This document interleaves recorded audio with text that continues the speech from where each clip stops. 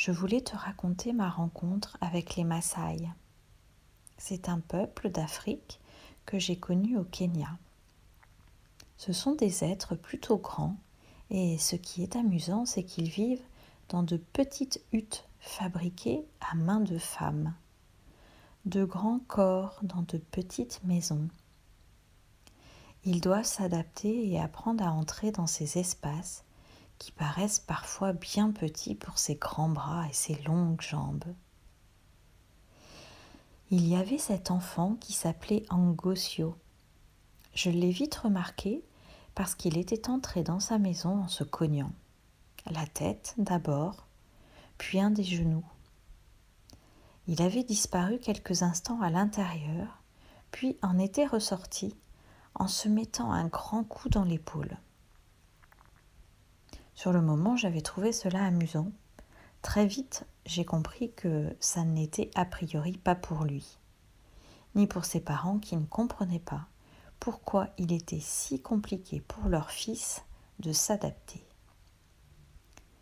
J'étais allée rencontrer ce jeune garçon qui s'était effondré en larmes en me disant qu'il se sentait ridicule d'être aussi peu doué et qu'il était le seul à se cogner partout.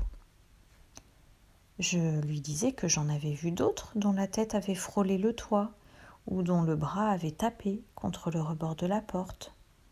Il ne voulait rien entendre. « Je suis nul, j'y arriverai jamais », répétait-il entre deux énormes sanglots. Touché par son histoire, j'allais rencontrer le chef du village pour échanger avec lui. Cet homme écouta sagement mes paroles. Il m'expliqua qu'il était bien difficile pour chacun d'eux d'apprendre à faire avec ce corps particulier.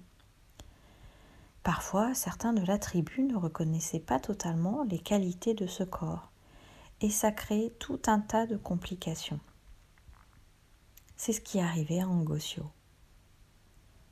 Justement, il allait être convié au rituel qu'ils appelaient le rituel de retour chez soi.